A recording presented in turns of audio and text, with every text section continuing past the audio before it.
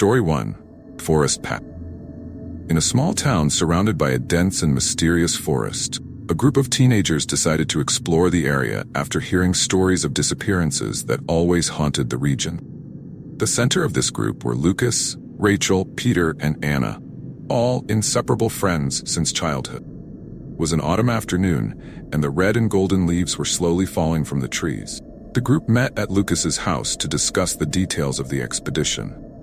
There was an unused trail that crossed the forest, and according to legends, it was there that people disappeared. "Come on, guys, we need to prove these stories are just legends," said Lucas, always the fearless leader of the group. Rachel, with a mix of excitement and apprehension, agreed. "But we need to be careful.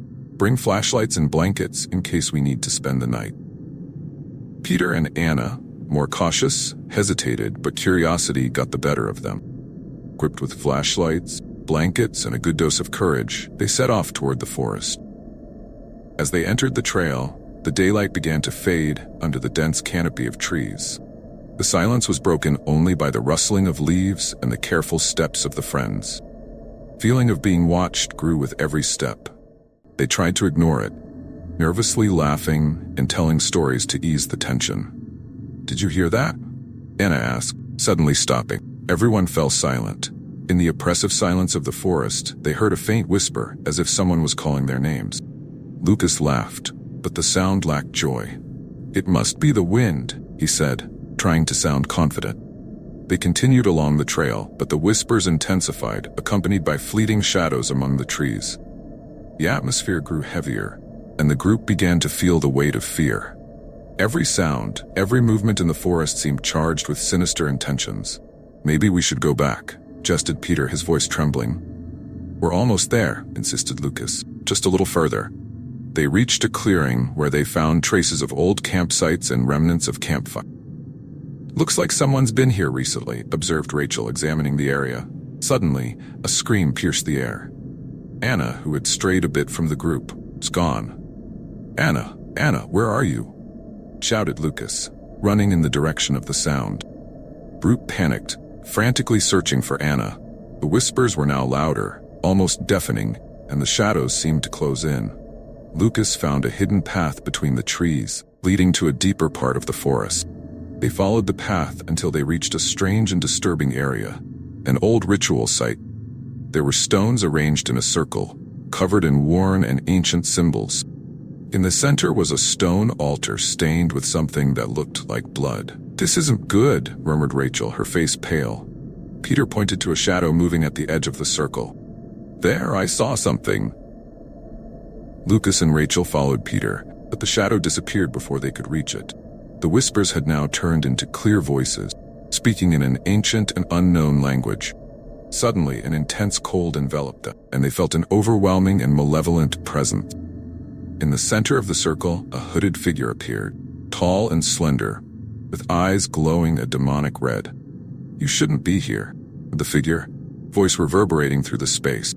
Lucas, trying to stay calm, asked, "Where's our friend? What have you done with her?" The figure laughed, cold and cruel sound. "She is just another offering, as you will soon be." Rachel, desperate, remembered an old book she had read about rituals and entities. "We need to break the circle," he whispered to Lucas and Peter. "It's our only chance." As the figure advanced, the friends ran to the stones forming the circle, kicking them and trying to undo the symbols. Figure screamed in fury, and the forest around them began to shake violently, as if it were alive. Finally, with a last effort, they managed to break the circle. Figure let out a deafening scream and disappeared in a cloud of black smoke. Silence returned to the forest, but it was a different silence, less oppressive. Friends ran back to the clearing, where they found Anna lying on the ground, unconscious but alive. They carried her back along the trail, not looking back until they were out of the forest. Back in the safety of the town, they told their story to the authorities, who were initially skeptical but decided to investigate. They found no traces of the ritual site, as if it had never existed. Anna slowly recovered, but the experience left deep marks on all of them. They never returned to the forest and avoided any mention of the place. The story of the forest path became an urban legend in the small town, a cautionary tale about the dangers of exploring the unknown and the dark secrets that may be hidden in seemingly tranquil places. Story 2. The Ghost Town. In a remote region, far from the curious eyes of the world, there existed a town that had long been abandoned and forgotten. Its decaying buildings and deserted streets told stories of glory and mystery. This was the town of Elysium, a place that seemed to have been frozen in time. No one knew exactly why its inhabitants had disappeared. Legends and rumors of mysterious disappearances always surrounded them. Daniel, a determined and curious journalist, decided to investigate the story of Elysium for an article. He believed that the truth was buried in the ruins of the ghost town. Accompanied by his friend and photographer Carl, the two ventured to the site. They arrived at dusk, the sky tinged with orange and red as the shadows of the night began to swallow the landscape. The ruins of Elysium emerged before them, imposing and silent. "This is eerily beautiful," commented Carl, adjusting his camera. "Yeah, but don't be fooled by appearances. Let's be careful," replied Daniel, feeling a shiver run down his spine. The two began exploring the town, recording every detail with Carl's camera. The streets were covered with dry leaves and debris, and the facades of the buildings were slowly crumbling. They entered an old store where products still sat on the shelves, covered in dust and cobwebs. "It's like people just left suddenly, leaving everything behind," observed Daniel, noting in his notebook. As they explored further, they began to notice unsettling signs: recent footprints in the dust, doors that seemed to have been opened and closed recently, and the occasional sound of footsteps echoing in the empty streets. "We're not alone here," whispered Carl, his eyes wide with fear. Daniel tried to stay calm. "Let's investigate more. Maybe we'll find someone who can tell us what happened here." The duo reached a large mansion in the center of town, which seemed to be the most well-preserved building. Inside, they found a grand hall with luxurious furniture covered by white sheets. An imposing staircase led to the upper floors. They decided to go up, their flashlights casting beams of light that danced on the walls covered with old portraits. As they explored the rooms, they found diaries and letters that told the story of the former inhabitants.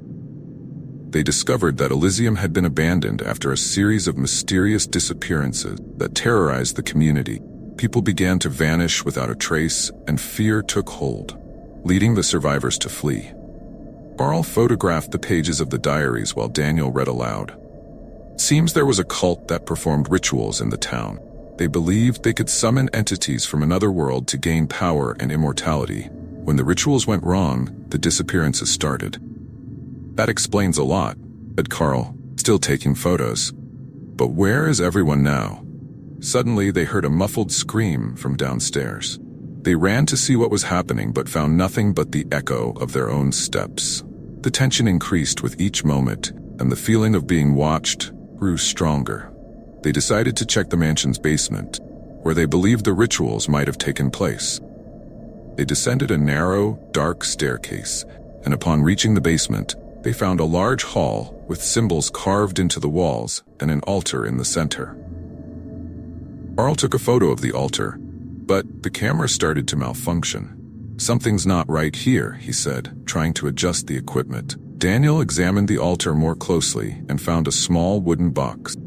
Inside, he discovered an ancient amulet and a letter. This amulet was used in the rituals to summon the entity. Maybe it's the key to understanding what happened. As they discussed the significance of the discovery, Carl suddenly disappeared. Daniel, panicking, searched for his friend but found only the fallen camera. "Where are you?" he shouted, his voice echoing off the cold basement walls. Daniel felt a cold presence behind him and turned quickly. A hooded figure with glowing empty eyes stood there, watching him. "Who are you?" he asked, his voice trembling. "I am a guardian of Elysium," replied the figure, its voice reverberating through the hall. "You shouldn't be here." "I just want to know what happened to my friend," said Daniel, trying to stay calm. "He is now part of Elysium, like all the others who dared to disturb our rest," said the figure, advancing slowly. Daniel held the amulet tightly, feeling a strange energy emanating from it. "How can I free the souls trapped here?" he asked, desperate. "You can't," replied the figure with a grim smile. "The town is condemned. All who enter never leave." Daniel felt despair rising but didn't give up. He began to recite the names of the former inhabitants he had read in the diaries, hoping it might help somehow. The figure recoiled, seeming to weaken. "Stop," shouted the figure, now with a trembling voice. Realizing he was on the right track, Daniel continued to recite the names and rituals described in the diary. The figure began to fade slowly, and an intense light filled the basement. Daniel felt a comforting warmth around him and heard whispers of gratitude. When the light disappeared, he found himself alone in the basement. Carl was lying on the ground but breathing. Daniel ran to him and woke him up. "We're free," said Carl, weakly. The two left the mansion and exited Elysium as quickly as they could. They returned to town and told their story. Few believed them. Nevertheless, Daniel wrote a detailed article about the ghost town and the dark secrets they had uncovered, warning others about the dangers, tampering with unknown forces. Elysium was avoided by everyone thereafter, and the legend of the ghost town became a cautionary tale. Daniel and Carl continued with their lives, but the experience left a deep mark on them, always reminding them of the hidden dangers and dark forces might lurk in forgotten places. Story 3. The Haunted Hotel. In the heart of an old city full of stories stood a majestic hotel, once a symbol of luxury and elegance. The Bellevue Hotel, with its grand architecture and ornamental details, was the favorite spot for aristocrats and celebrities. However, over the years, rumors of disappearances and sinister events began to surround the hotel, leading to its eventual abandonment. Years later, Julia, a determined and courageous young woman, received unexpected news. Her great-uncle, whom she barely remembered, had left the Bellevue Hotel to her in his will. Julia, always fascinated by old stories and haunted places, decided to restore the hotel and bring it back to its former glory. Arriving at the hotel for the first time, she was greeted by a spectacle of decay and mystery. The old doors creaked as they opened, and the once splendid lobby was covered in dust and cobwebs. "Well, looks like I have a lot of work ahead of me," she said to herself, feeling a mix of excitement and apprehension. Julia began exploring the upper floors, examining the luxurious rooms now in ruins. As she walked through the dark corridors, she felt an unsettling presence around her. Old paintings seemed to watch her, and shadows danced on the walls. One night, while searching the attic for documents and old items, she found an ancient chest. Inside, there were diaries and guest records dating back decades. As she flipped through them, she discovered a series of mysterious disappearances that had occurred at the hotel. October 1923. Mrs. Eleanor disappeared without a trace. Police found no clues. June 1935. Mr. Thompson, a well-known magnate, vanished during the night. Staff is in panic. Julia felt a chill run down her spine. What happened to these people? She wondered, determined to find out the truth. That night, while sleeping in one of the less deteriorated rooms, she was awakened by soft whispers. She opened her eyes and saw a female figure at the foot of the bed, dressed in period clothes. The figure seemed translucent, her eyes filled with sadness and despair. "Please, help us," whispered the figure before disappearing. Julia felt her heart race, but decided she couldn't ignore the pleas for help. The next morning, she began to investigate more deeply into the records and documents.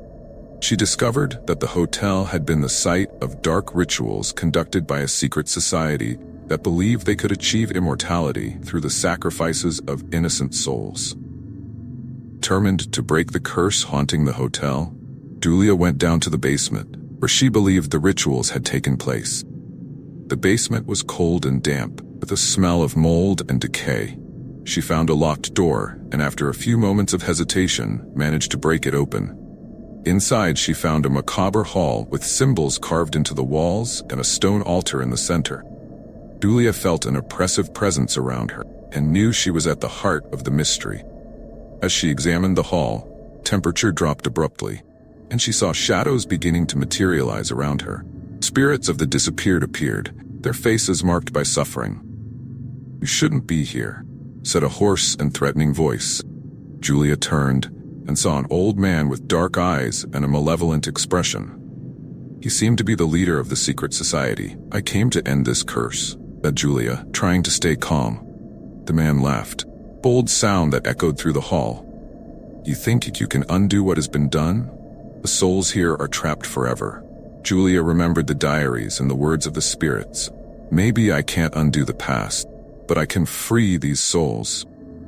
She took an amulet she had found among her great-uncle's belongings and began to recite an ancient incantation she had read in the diaries. The shadows around her began to retreat, and the spirit seemed to gain strength. The man tried to stop her, but Julia continued to recite, voice growing in confidence. Finally, an intense light filled the hall, and Julia felt a wave of warmth and energy. The spirits began to disappear, but this time with expressions of peace and gratitude. The man screamed in rage and despair before disappearing into the darkness. The hall returned to silence, but the oppressive atmosphere had vanished. Julia left the basement and climbed back to the lobby, feeling exhausted but relieved. She knew she had freed the trapped souls and broken the hotel's curse. In the following months, Julia continued to restore the Bellevue Hotel, now free of the dark presence that once haunted it.